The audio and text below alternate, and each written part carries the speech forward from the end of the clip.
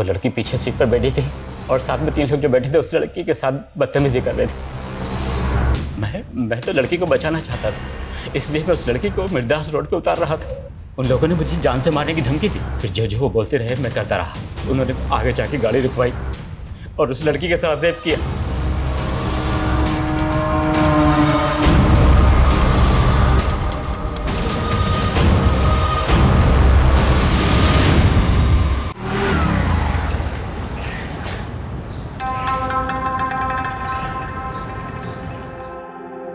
Excuse me. Hello. जी बोलिए। I Ragini. I am new recruit. It is first day. Jai Hind sir. Jai Hind sir. Sir new joining. Hello sir. मैंने आपको शायद पहले भी कहीं देखा है। मुझे? नहीं, शायद मेरा इल्यूजन होगा, क्योंकि आपका चेहरा मेरे एक पुराने केस के डेड विक्टिम से मिलता है। उसका नाम रागिनी था। रागिनी? सर मेरा भी नाम रागिनी है। सर अगर आप बुरा ना माने तो मैं एक बात पूछूं? ऐसा क्या था इस केस में कि आपको आपके डेड विक्टिम की याद आ गई? ऐसा क्या हुआ था इस केस में? कौन थी ये रागिनी? मेरा नाम रागिनी है, सिर्फ रागिनी। सुन रहे हो ना तुम? सुन रहे हो ना? इस रस्सी के धागों की तरह मेरी जिंदगी भी उलझी हुई है। हम जब अपनी काबिलियत के दम पे अपना कद ऊंचा करने की सोचते हैं तो कई बार दुनिया हमारे कदमों से जमीन भी छीन लेती है।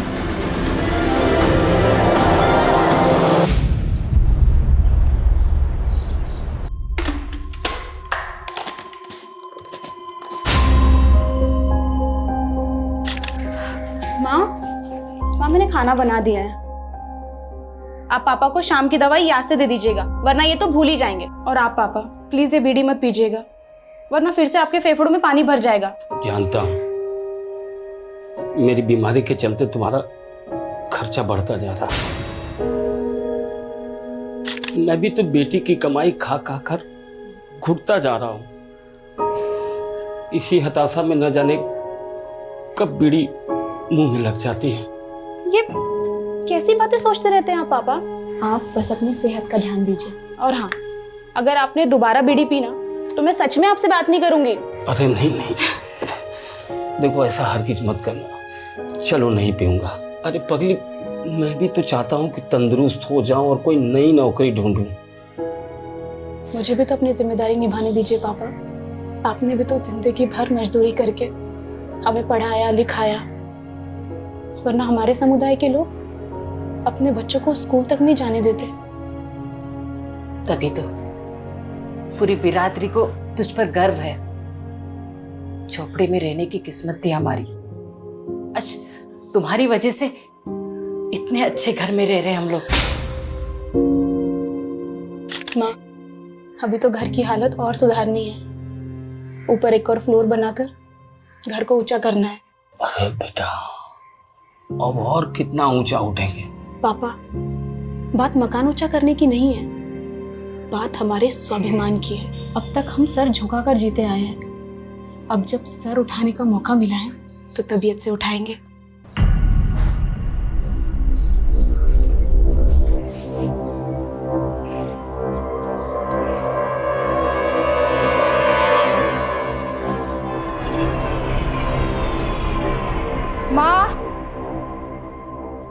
माँ एक कप चाय बना दो प्लीज। तेरी बहन सबके लिए खाना बना के ऑफिस भी चली गई, तू खुद के लिए चाय नहीं बना सकती? मेरी तुलना ना उससे मत क्या करो। तेरी तुलना में उससे करना भी नहीं चाहती। तू उसके एड़ी के बराबर भी हो जाए ना तो मैं गंगा नहा लूंगी।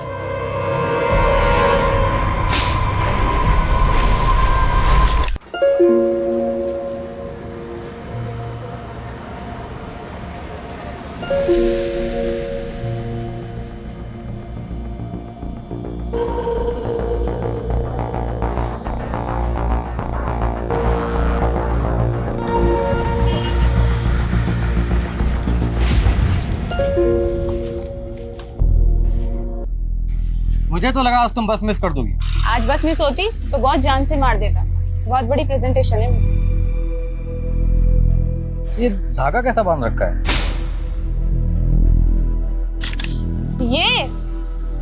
ये तो बस ऐसे ही। तू जो मुझे वो हॉरर क्लिप्स भेजना है ना, सपने में भूत आने लगे मेरे, उससे बचने के लिए बांधा है। तू भी इन सब पे विश्वास करती है? हंस मत, चल बस आ गई।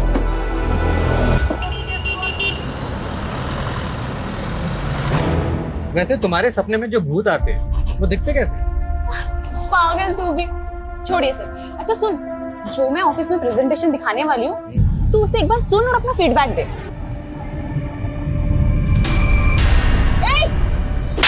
बदतमीज! ऐसे कैसे हाथ लगाया तूने मेरे को? टच कैसे किया तूने? अरे गलती से हो गया ना टच। तूने कल भी यही किया था, मैंने इग्नोर किया। अरे भाई साहब, तू मत बोल कुछ भी। चल रहा है, छेड़खानी करता है। भैया इसने कल भी यही किया था। अरे तू रुक ना। भाई चल, इसने कल भी यही किया था। छेड़खानी कर रहा है तू बस में। कुछ नहीं किया है। मैडम कल से बस में नहीं आने दूंगा। कल भी इसने यही किया था। जाने दो रागिनी, उस पर फोकस मत करो, अपनी प्रेजेंटेशन पे ध्यान दो। मैं सिर्फ एक ही टिप देना चाहता हूँ, इंग्लिश उतनी ही बोलना जितनी संभाल पाओ, वरना तुम्हारे टैलेंट में कोई कमी नहीं। मेरी इंग्लिश भी पहले मेरे सपनों की तरह टूटी फूटी सी थी। इंग्लिश फिर भी आ गई, लेकिन सपने रिपेयर होना बाकी थे। और जब आपने अपने पिता को दिहाड़ी मजदूरों की लाइन में सबसे पीछे खड़ा देखा हो, तो खुद को सबसे आगे खड़ा पाके भी आखिरी पंक्ति की वो दुश्वारियाँ आपका पीछा नहीं छोड़ती है। लेकिन कहते हैं किस्मत भले ही मात खा सकती है, पर काबिलियत वो कभी मात नहीं खाती। हाय। भाई ये भूत तो बड़ा लकी साबित हुआ यार तुम्हारे लिए। तुम्हारे सपने में आए और इंक्रीमेंट हो गया। इंक्रीमेंट? तुम्हारी सैलरी 25% बढ़ाने का अप्रूवल मिला है। क्या? आजकल बॉस कुछ ज्यादा ही मेहरबान है रागिनी पे। हाँ, लेकिन रागिनी डिजर्व भी तो करती है। डिजर्व तो मैं भी करती थी, लेकिन मैंने बॉस को खुश करने से मना कर दिया, तो उसको अब रागिनी मिल गई है। मतलब क्या है तुम्हारा? जानते नहीं हो क्या अपने बॉस को? आजकल रागिनी के साथ सो रहा है।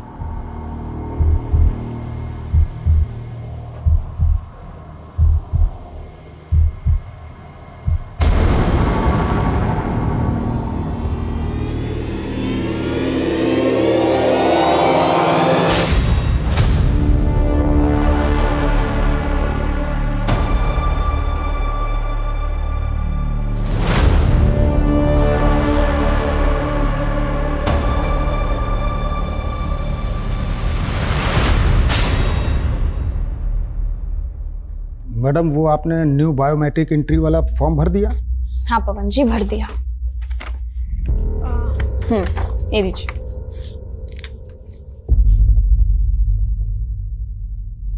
अरे मैडम, इसमें तो सरनेम ही नहीं है। मेरा कोई सरनेम नहीं है पवन जी।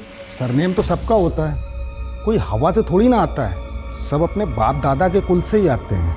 वैसे आपका कुल क्या है मैडम? पवन जी फालतू की बातें छोड़िए और जाइए अपना काम करिए।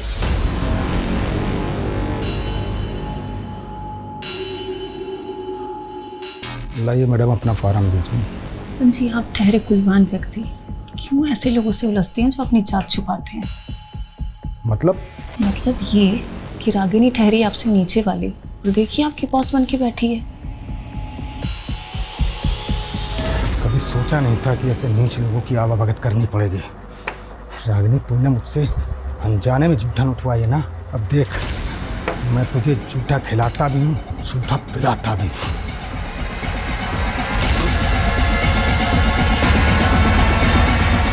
हाँ सॉरी भैया, थोड़ा लेट हो जाएगा, लेकिन मेरे आने से पहले आप ढोल वालों को मत भेजना। आखिर मेरे भतीजे का पुण्य पूजन है, आज तो जम के नाचना है। ओके भैया, बस पहुंच रहा हूँ। अरे अंकल, थोड़ा स्पीड बढ़ाओ ना। अरे बेटा, इस रोड पर स्पीड लिमिट 50 किलोमीटर प्रति घंटा है। थोड़े रूल्स तोड़ भी दोगे तो क्या हो जाएगा? मुझे भी लेट हो रहा है। रूल होता है, क्यों बेचारे पे दबाव डाल रहे हो? रहने दो भाई साहब, टैक्सी चलाते चलाते रोज रोज नई सवारियां, नए नए नखरे, अब तो इनको झेलने की आदत सी पड़ गई है। कब से चला रहे हो टैक्सी? बहुत सालों से चला रहा हूँ भाई साहब, 18-20 घंटे डेली चलाता हूँ। अंकल, बुढ़ापा आ रहा है, इतना काम करोगे ना तो उम्र के पहले ऊपर चले जाओगे। अब काम नहीं करूंगा तो अपने घर वालों की जरूरतें पूरी कैसे करूंगा? और रही बात ऊपर जाने की, तो एक दिन सबको ही जाना है।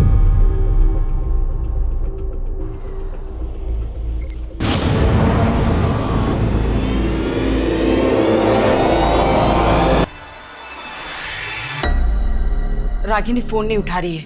10 बजने को आया, कहाँ रह गई वो? अरे उसके दफ्तर में फोन करो ना। दफ्तर का नंबर तो गीतांजलि के पास है।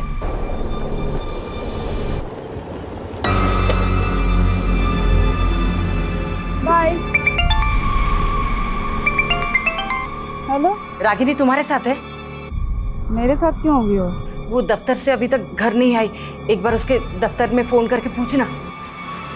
ठीक है।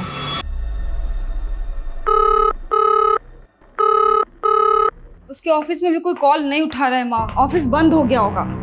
एक काम करना, उसके साथ जो काम करते हैं उनको एक बार फोन करके पूछना। आप लोग क्यों टेंशन ले रहे हो? कहीं होगी ना कहीं मौज करने आ जाएगी। क्या बकवास कर रही है ये? बकवास मैं नहीं कर रही हूँ पापा, और ये आप दोनों की गलती का ही नतीजा है।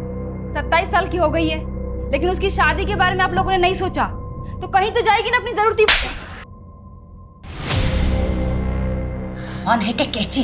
बोलने से पहले ये भी नहीं सोचती कि सामने बाप खड़ा है।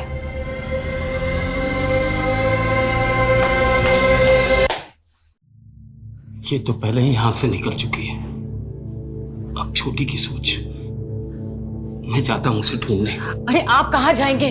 वैसे ही आपकी तबीयत ठीक नहीं रहती। आप रुकिए, मैं जाती हूँ, आप रुकिए। अरे बेटी घर वापस नहीं आए, मैं यूं हाथ में हाथ धरे बैठे नहीं रह सकता। हटो। सुनिए पापा सॉरी, वो मैं कुछ ज्यादा ही बोल गई। चलिए मैं चलती हूँ आपके साथ।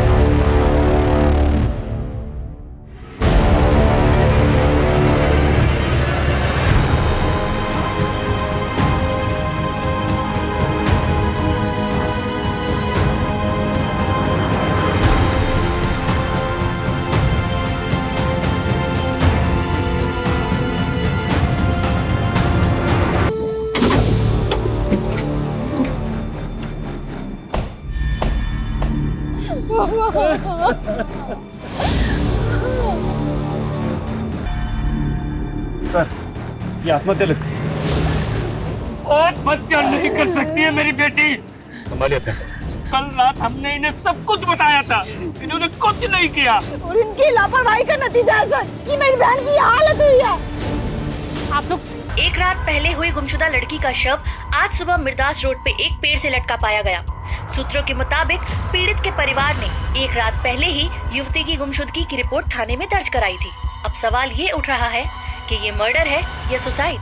आपको लगता है कि रागिनी ने सुसाइड नहीं किया, बल्कि किसी ने उसकी हत्या की? ये हत्या ही है साहब।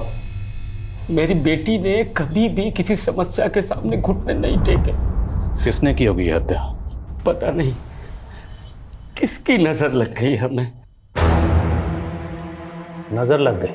साहब, हम लोग भूमिहीन लोग हैं। 3 साल पहले रागिनी की यहाँ नौकरी लगी थी और 1 साल पहले बहुत मेहनत कर उसने बैंक से कर्ज लेकर ये घर बनाया। आप ही देखिए सारे सपने कैसे टूट गए।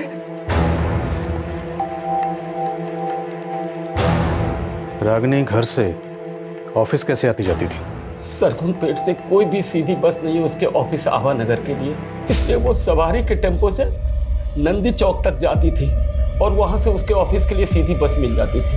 रागिनी आभा नगर अपने ऑफिस से बस लेकर पहले नंदी चौक आती थी, फिर यहाँ से शेयरिंग ट्रांसपोर्ट लेके अपने घर सरगुन पेट।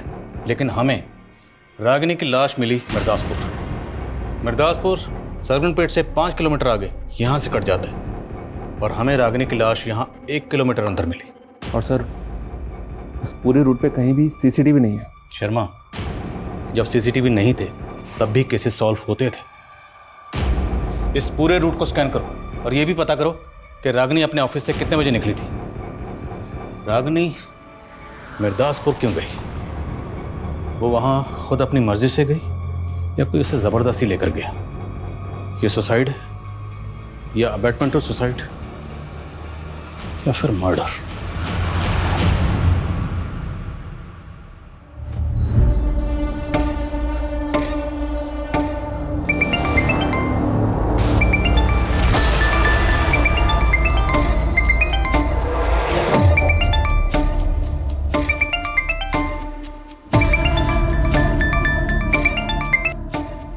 मुझे तुमसे कोई बात नहीं करनी है। वो फोन कट मत करना। तुम्हें पता है ना मैंने रागिनी के लिए तुम्हें फोन किया। क्यों? उसकी किस्मत तो तुम ही लिख रहे थे ना, तुम मुझसे क्या पूछ रहे हो? किस्मत तो मैं तुम्हारी भी लिखना चाहता। मेरी किस्मत तुम बहुत पहले ही खराब कर चुके हो। और तुम ही हो ना पनौती हम दोनों बहनों के बीच में। मेरी जिंदगी तो बर्बाद कर दी, और क्या पता रागिनी को भी अपने प्यार के चक्कर में फंसा लिया हो। बकवास बंद करो गीतांजलि। बॉस आदमी तो तुम हो। अगर मेरा बस चलता ना तो तुम्हें मार के लटका देती मैं, समझे तुम?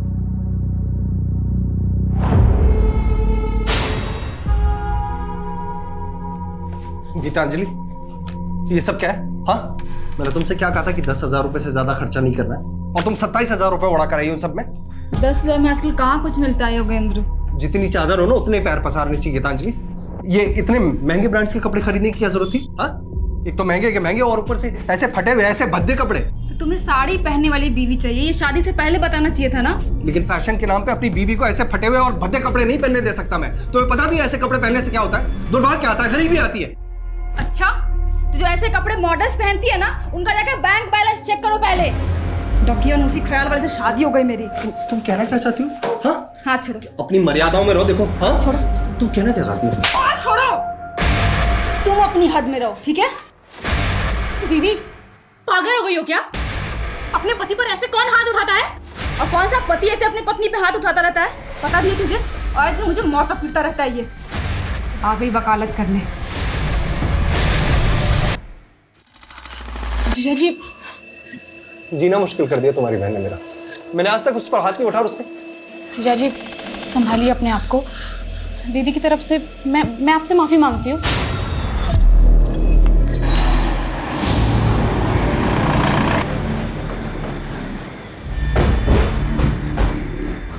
सर मैं मान ही नहीं सकता कि रागिनी सुसाइड कर सकती है। मैं उसे तब से जानता हूँ जब उसने 3 साल पहले यहाँ ज्वाइन किया था। लोग उसका मजाक भी बनाते तो वो कभी गिव अप नहीं करती थी सर। लोग उसका मजाक बनाते थे? ये अभी की बात नहीं है, वो 3 साल पुरानी बात है सर, जब उसने एज एन इंटर्न ज्वाइन किया था यहाँ पर। Excuse me ma'am, I prepare this report. I prepare नहीं, I have prepared this report होता है। वो पहले विजिता मैम की असिस्टेंट थी, लेकिन रागिनी ने अपनी लगन से ऐसा काम किया, 6 महीने पहले ही विजिता मैम क्या हम सबकी बॉस बन गई। कल ही रागिनी का इंक्रीमेंट हुआ था सर। वो बहुत खुश थी। ऐसा हो ही नहीं सकता कि वो सुसाइड कर ले। क्या कोई ऐसा है जो उसकी तरक्की से जलता था? नो आइडिया सर, लेकिन लगता था वो अपनी पर्सनल लाइफ में थोड़ी डिस्टर्ब थी। तुम उसकी पर्सनल लाइफ के बारे में क्या जानती हो? नॉट मच सर, लेकिन इस बारे में आपको अरविंद काफ़ी कुछ बता सकता है। वो मैडम, रागिनी मैडम और अरविंद सर दोनों साथ में एक ही बस में आते थे और एक ही बस में जाते थे। कुछ शाम भी वो दोनों लोग एक ही साथ वापस गए थे। बस कौन सी थी? बस का नंबर बोलिए। मैडम बस का नंबर तो नहीं मालूम, लेकिन बस रोज शाम को 5 बजे ऑफिस के सामने से निकलती थी।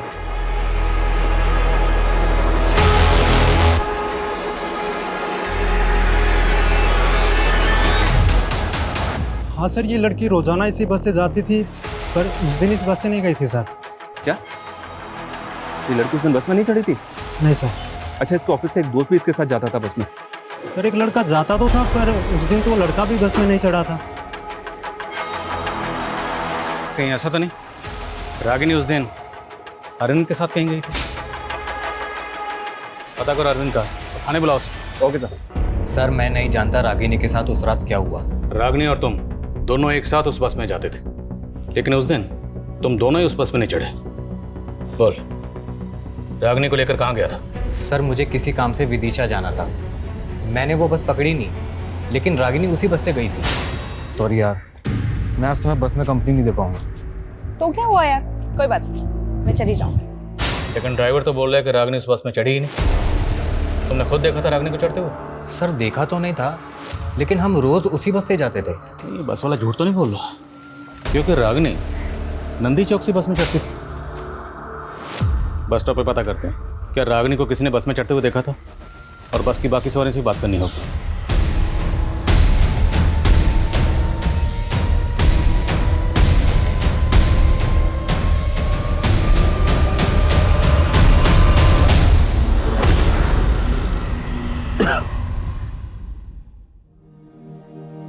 गिन चुन के 4 ही तो लोग हैं हम लोग, और ऊंचा मकान बनाने की क्या जरूरत है? बाबा, अब तक हम सर झुका के जीते आए हैं, लेकिन अब जब सर उठाने का मौका मिला है तो तबीयत से उठाएंगे।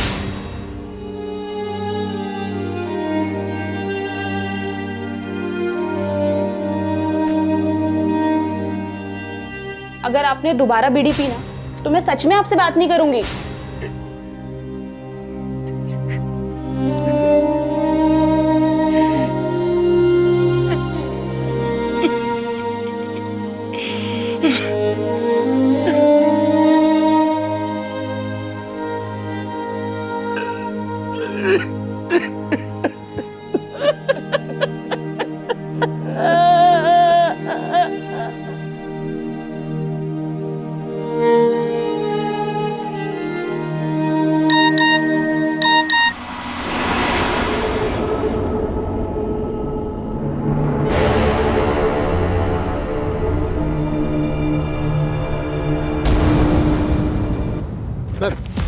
नंदी चौक के बस स्टैंड के पास रिक्शा वाला मुझे मिला। इसने रागिनी को उस शाम को यहाँ पे देखा था, लेकिन इसका कहना है कि उस शाम रागिनी बस से नहीं बल्कि किसी के साथ बाइक से आई थी।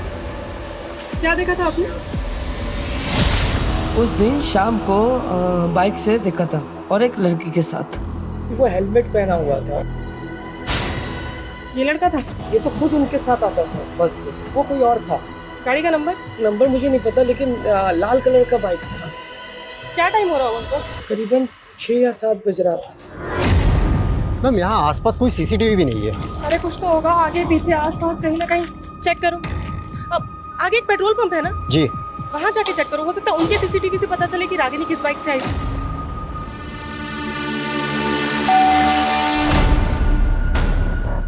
रागिनी जी का घर यही है? हाँ। मैम के कुछ पार्सल है।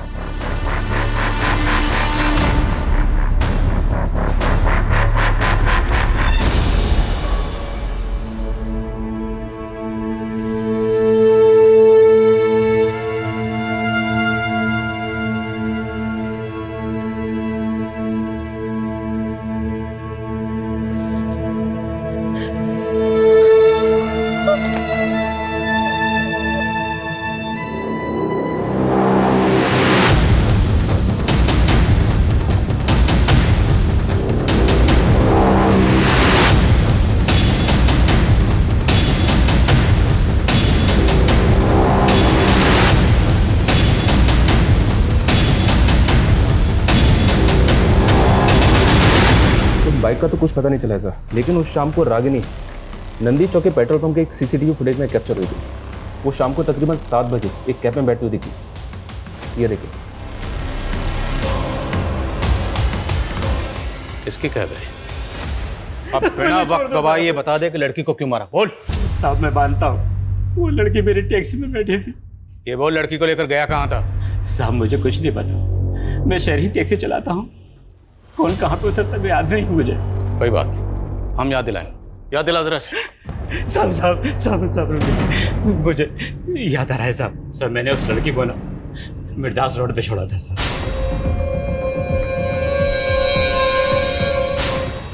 कितने बजे होंगे तब? सर उस वक्त 8 बजे होंगे। उस रात गाड़ी में और कितनी सवारियां थी? सर उस लड़की के अलावा 3 सवारियां और थी। कौन थी वो 3 सवारी? सर मैं पहचानता नहीं उनको, शहरी टैक्सी चलाता हूँ ना, अलग अलग जगह से चढ़ी थी। तो सवारियां उतरी कहाँ थी ये तो याद होगा? साहब वो पहली सवारी तो कीर्ति नगर उतरी थी और दूसरी वृंदापुर और तीसरी मालवीपुर उतरी थी सर। वो लड़की रागिनी हर रोज नंदी चौक से अपने घर सरगुनपेट जाने के लिए शेयरिंग ट्रांसपोर्ट लेती थी, तो वो मिर्दास रोड क्यों जाएगी? अब वो मुझे नहीं पता साहब। कोई बात नहीं, हम पता लगा लेंगे। इसकी टैक्सी का फोरेंसिक करवा। सर।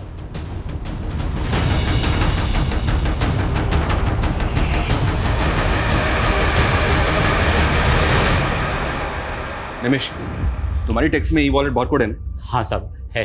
तो पैसेंजर से पेमेंट कैसे लेते हो? ई वॉलेट से या कैश? सर ई वॉलेट से भी और कैश भी, दोनों। उस रात उन तीनों सवारियों ने पेमेंट कैसे की थी? साहब एक सवारी ने तो ऑनलाइन किया था और बाकी ने कैश। ट्रांजैक्शन दिखा और उस लड़की को जहां उतारा था वो लोकेशन दिखा।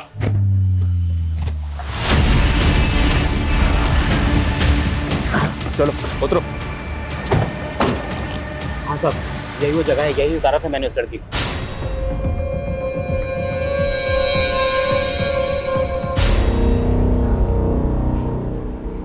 वो जगह यहाँ से 1 किलोमीटर दूर है, यहाँ पर रागिनी की लाश लटकी हुई है। सर यहाँ आसपास कुछ घर दिखाई दे रहे हैं। हो सकता है कि रागिनी या किसी के घर पे आई हो। उस रात को किसी ने रागिनी को यहाँ आते जाते देखा। रागिनी के घर वालों ने ऐसा कुछ कहा नहीं कि उनकी जान पहचान का यहाँ क्यों रहता है। फिर भी पता करो। Okay sir. विकास। हाँ समझ। सर उस शाम कैब वाले को रमेश कुमार नाम के एक आदमी ने ई वॉलेट से पे किया था। सर ये आदमी कीर्तिनगर में रहता है, मैंने उसे बुलवा लिया है। ठीक।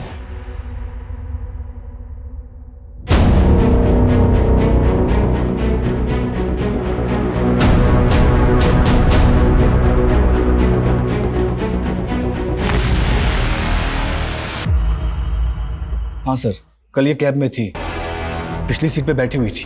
तुमने इस लड़की के साथ कहाँ तक ट्रैवल किया था? शायद मिर्दास रोड। इस लड़की, तुम्हारे और टैक्सी ड्राइवर के अलावा टैक्सी में और कितने लोग? सर 2 जन और थे। एक अंकल थे, बहुत बुजुर्ग, बार बार खांस रहे थे, और सर एक लड़का था, यंग। कौन थे वो दोनों, जानते हो? नहीं सर, मैं नहीं जानता। वो दोनों एक दूसरे को जानते? सर ऐसा देख के तो नहीं लगा, पर वो लड़का बहुत जल्दी में था सर। उसे किसी फंक्शन में जाने के लिए बोल रहा था वो। आखिर मेरे भतीजे का पुण्य पूजन है, आज तो जम के नाचना है। कैब ड्राइवर ने बताया कि वो जो लड़का मालवीपुर में उतरा था, उसे वहाँ किसी कुआं पूजन में जाना था। मालवीपुर में जितने भी बैंक्वेट हॉल, पार्टी हॉल हैं, सब जगह पता करो कि वो कुआं पूजन फंक्शन कहाँ था। शर्मा, किसी भी तरह से उस लड़के को ढूंढो, क्योंकि हो सकता है उस लड़के से हमें पता चले कि उस रात रागिनी के साथ क्या हुआ था। सर मिर्दासपुर में भी इंक्वायरी चालू है, लेकिन अभी तक कोई भी ऐसा विटनेस नहीं मिला है जिसने रागिनी को उस रात वहाँ किसी के साथ देखा हो।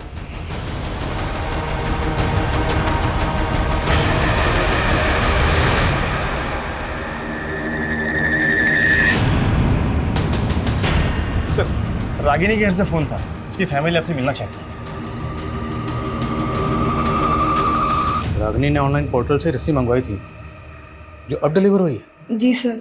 सर कुछ समझ में नहीं आ रहा है कि उसने ये रस्सी क्यों मंगवाई। और सर पिछले 2 महीने में 3 बार वो ये रस्सी ऑर्डर कर चुकी है। और ये रस्सी जिस अकाउंट से ऑर्डर की गई थी वो गीतांजलि 123। गीतांजलि सर मेरा ही अकाउंट है, हम दोनों एक ही अकाउंट यूज करते थे।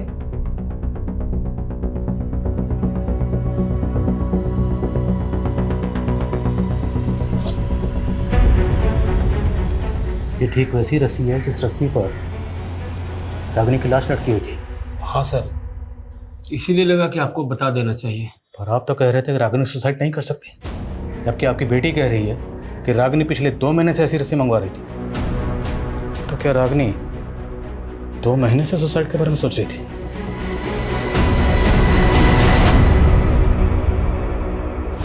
सर अब तो मुझे फैमिली वालों पे ही डाउट हो रहा है। कहीं ऐसा तो नहीं कि उन्हें पता हो रागिनी ने किस वजह से सुसाइड किया है और वो हमें गोल गोल घुमा रहे हैं। अगर घर वाले वाकई कुछ छुपा रहे हैं फिर इस केस की कहानी कुछ और है। क्या ऐसा हो सकता है सर कि रागिनी के घर वाले पिछले 2 महीने से रागिनी को मारने की प्लानिंग कर रहे थे? ऑनलाइन रस्सी मंगाना उनकी प्लानिंग का हिस्सा हो? सर रस्सी उसकी बड़ी बहन के अकाउंट से मंगाई गई है। ऐसा हो सकता है कि घर पे उसका मर्डर किया गया और लाश ले जाकर बाहर लटका दी ताकि वो लोग ना फंसे। और सर हमें मर्डर और सुसाइड में उलझा रहे हैं। उस घर का पूरा खर्चा सिर्फ और सिर्फ रागिनी के पैसे से चलता था। अब सवाल ये है कि वो सोने के अंडे देने वाली मुर्गी को क्यों मारेंगे? शायद ऑनर किलिंग वाला एंगल हो सकता है कि रागिनी को कोई ऐसा लड़का पसंद आ गया हो जिसे उसके घर वाले ना पसंद करते। देखो अरविंद रागिनी के काफ़ी क्लोज था, पर वो ये नहीं मान रहा कि उसका रागिनी के साथ अफेयर भी था। क्या ये मुमकिन है कि रागिनी किसी और लड़के को मिलने के लिए मिर्दासपुर गई? लेकिन सर मिर्दासपुर में कुछ नहीं मिल रहा है। रागिनी के सोशल मीडिया अकाउंट्स चेक करो, क्योंकि इस रस्सी ने इस केस को और भी उलझा दिया है। लेकिन रागिनी की मौत का इस रस्सी से कोई तो राज जुड़ा है।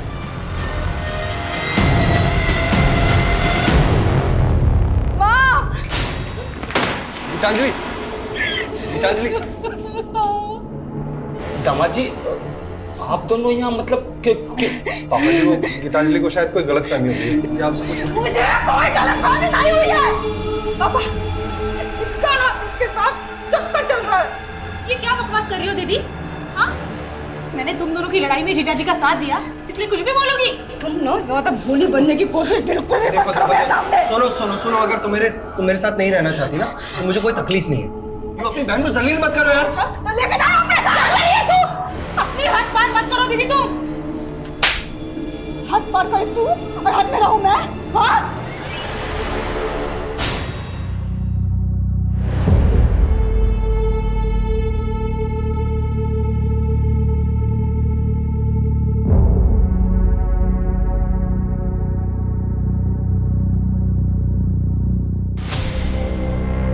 गीतांजलि, कहीं तू हमसे कुछ छुपा तो नहीं रही है ना? रागिनी हमेशा तेरे और दामाद जी के झगड़ों के बीच में पीसती रही, कहीं इस बार भी? इस तो मैं रही थी माँ उन दोनों के बीच में। और अगर आपको अपनी इज्जत की परवाह नहीं है ना तो जाके पुलिस को बता दीजिए कि उसका चक्कर चल रहा था मेरे पति के साथ। मैं भी यही चाहती हूँ कि पुलिस उसको उठा के लेके जाए, उसको भी कूटे।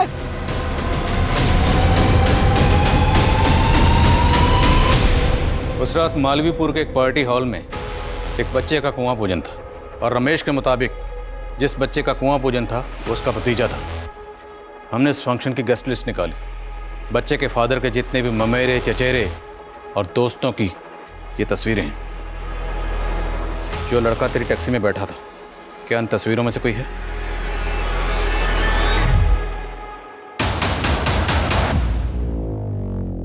सर, वो लड़की मालवीपुर के पहले ही कहीं उतर गई थी।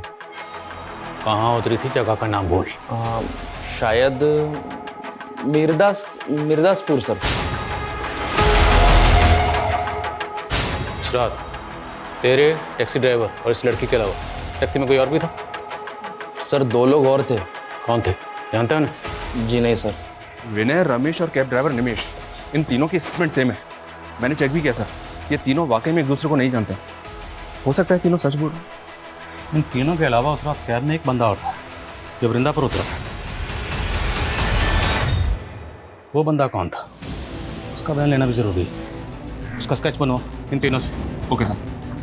सर, उस शाम रागिनी की कलीग दिलीप का नंबर नंदी चौक में एक्टिव था, और सर उसके पास बिल्कुल उसी मॉडल की बाइक है जिसके बारे में चाय वाले ने जिक्र किया था। वो मैंने उसको लिफ्ट दी थी सर, लेकिन मैंने उसको नंदी चौक उतार दिया था। वही तो पूछ रहा हूँ, पहले क्यों नहीं बताया? प्लान क्या था? कैसा प्लान सर? आप बेकार में शक कर रहे हैं मुझ पर। मैं तो खुद गिल्ट में हूँ कि मैंने उस दिन उसको घर तक नहीं छोड़ा। ये इमोशनल ड्रामा बंद कर, सच बोल। मैं सच कह रहा हूँ सर।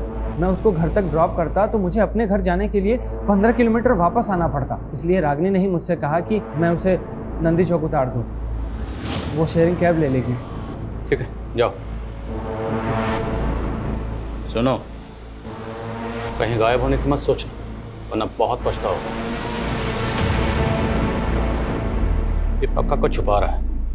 इसकी उस रात की एक एक एक्टिविटी पता करो। Okay sir.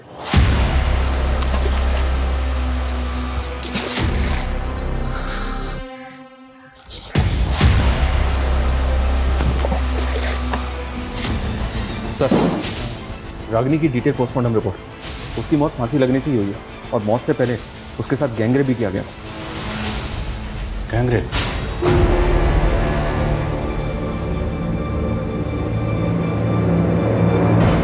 ये भी तो मुमकिन है कि जिन लोगों ने उसका गैंगरेप किया उन्हीं लोगों ने उसको मारा, रस्सी से बांधा और पेड़ पर लटका दिया। लेकिन वो रेपिस्ट है कहाँ? रेपिस्ट तो रेपिस्ट। हम तो अभी तक ये भी पता नहीं लगा पाए कि रागिनी मिर्दासपुर क्यों गई थी।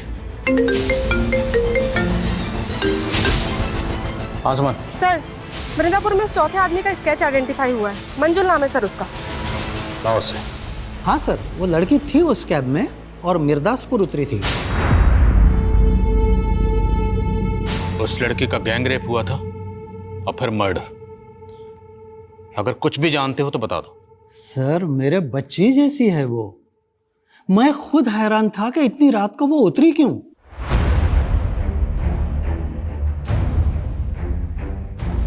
और बेटा सुनो। हाँ बेटा इतने दिनों से मैं यहाँ इतनी पुलिस आते हुए देख रही हूँ, बात क्या है? अरे लड़की की आत्महत्या की है ना, उसकी इंक्वायरी चल रही है। पर वो तो 1 किलोमीटर दूर हुई थी, फिर पुलिस यहाँ क्यों पूछ रही है? सर मैंने रागिनी का सोशल मीडिया अकाउंट चेक किया। सर गौर करने वाली बात यह है, जिस दिन उसका रेप हुआ है उस दिन उसने इस योगेंद्र नाम के आदमी को बर्थडे विश किया है। कहीं ऐसा तो नहीं कि रागिनी को ये बर्थडे पार्टी अटेंड करनी थी इसलिए वो मिर्दासपुर उतरी? लेकिन सर ये सरकपुर में रहता है। हो सकता है इसने रागिनी को पिक किया वहाँ से। सर हैरानी की बात तो यही है, ये योगेंद्र रागिनी की बड़ी बहन गीतांजलि का हस्बैंड है और गीतांजलि और इसका डिवोर्स होने वाला है। What? क्या हुआ? योगेंद्र का नाम सुनकर आप लोग चुप क्यों हो गए? सर ये लोग कुछ नहीं बोलेंगे उसके बारे में। मतलब कहना क्या चाहती हैं आप?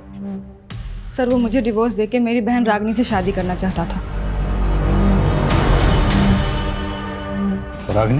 रागिनी भी उससे शादी करना चाहती थी? सर रागिनी तो उसके सामने मुझे ही गलत समझती थी, कभी उसकी असली इंटेंशन नहीं समझ पाई। सर 1 नंबर का वाहियात आदमी है वो।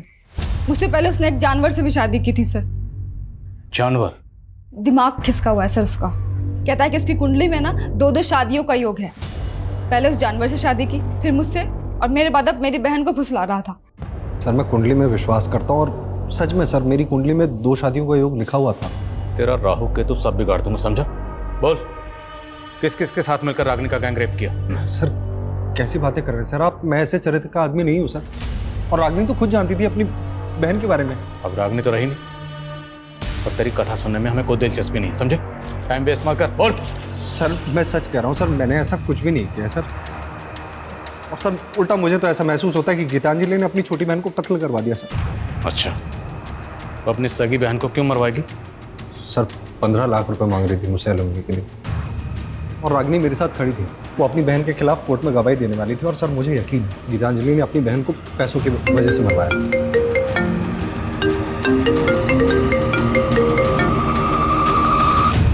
बोलो।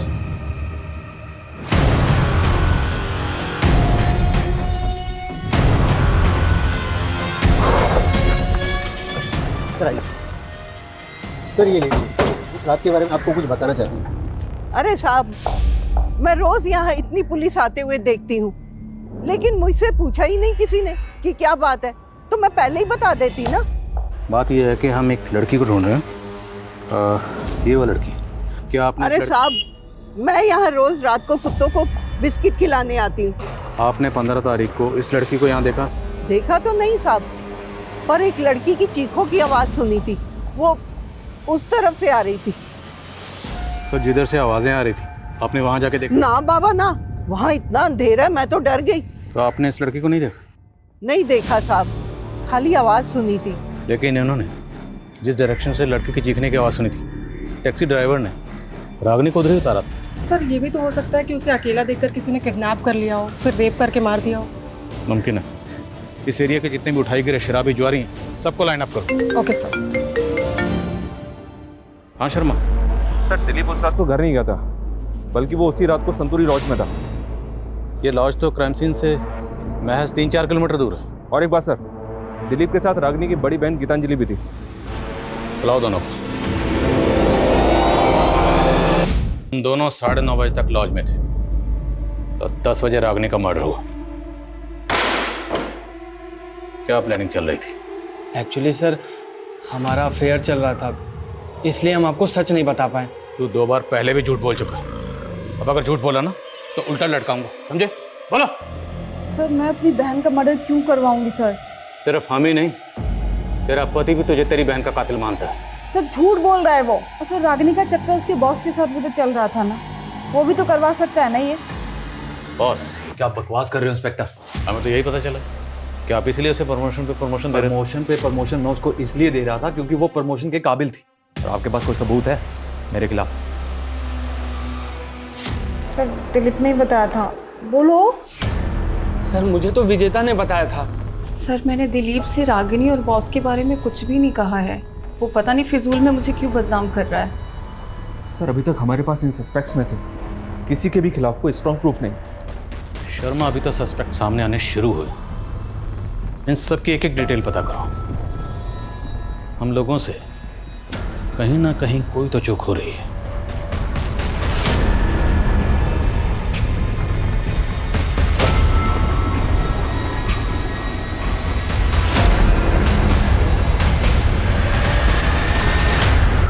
रागिनी, तुम्हारी कुंडली देखकर तो ऐसा लगता है कि तुम कोई ना कोई बड़ा मैराकल करने वाली हो, लेकिन एक दोष है और वही तुम्हारी समस्याओं का कारण है।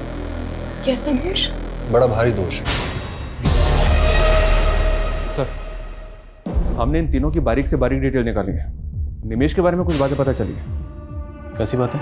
ये वर्कहॉलिक है सर। 3-3 शिफ्ट में टैक्सी चलाता था, लेकिन उस रात के बाद से ना तो इसने टैक्सी चलाई है और ना ही अपने मोहल्ले के बाहर निकला है।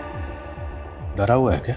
पता नहीं सर। और ये रमेश, ये भी ऑफिस नहीं गया था और ना ही विनय कॉलेज। ये तीनों के तीनों एक ही बयान दे रहे हैं। अब ये सच बोल रहे हैं या झूठ, ये पता लगाने का वक्त आ गया। साहब मैंने कुछ नहीं किया, मेरी तबीयत खराब थी साहब। दिमाग खराब मत कर, तेरी टांगे तोड़ दूंगा, समझे? रमेश, मंजुल और विनय सब बोल चुके हैं, अब तू बोल।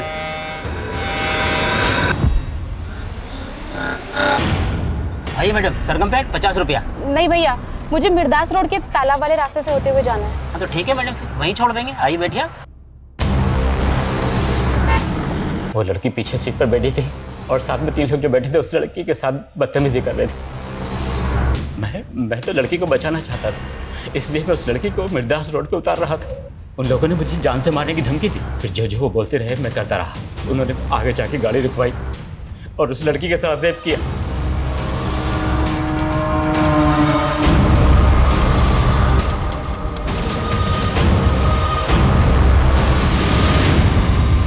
मैंने कुछ नहीं किया साहब।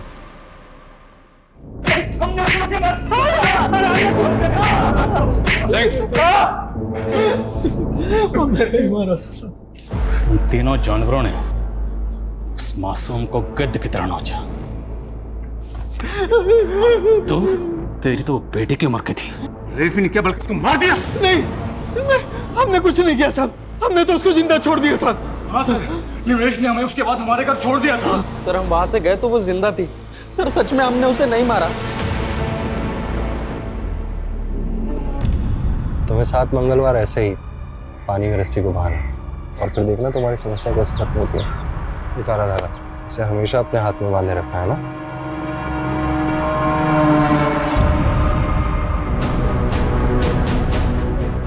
बोल, सबसे आखिर में तूने मंजुल को 11 बजे वृंदापुर छोड़ा था। उसके बाद तेरी टैक्सी खाली थी, लेकिन फिर भी तू घर नहीं गया। घर गया सुबह, कहाँ था रात पर? बोल बोल, वरना रेप और मर्डर के चार्जेस लगाऊंगा तुझ पर। नहीं साहब, नहीं साहब, मैंने पहले रेप नहीं किया, पर वो लड़की मेरे दिमाग में बार बार घूम रही थी। मैंने पहले उन तीनों को घर छोड़ा, फिर मैं वहां गया था साहब।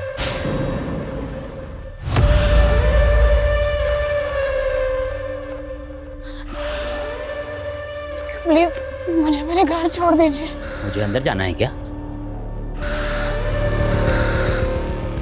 साहब, वो लड़की अधमरी सी हो गई थी, फिर मेरी नजर उसके बैग पर पड़ी, उसमें रस्सी थी साहब। मैंने उस रस्सी से उस लड़की को वहीं पेड़ पे टांग के आ गया साहब। Sir 1 minute.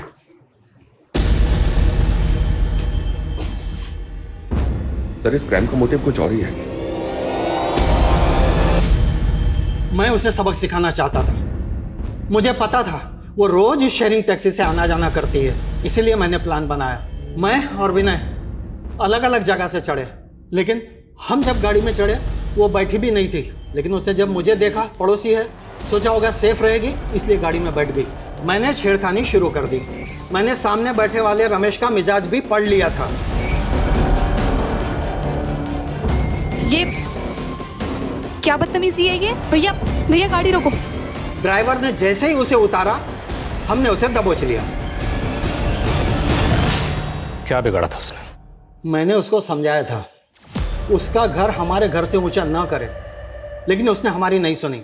मैं उनकी जात वालों के घर का पानी भी नहीं पीता और मैं नहीं चाहता था उसके घर की परछाई में हमारे घर पर पड़े। शर्मा,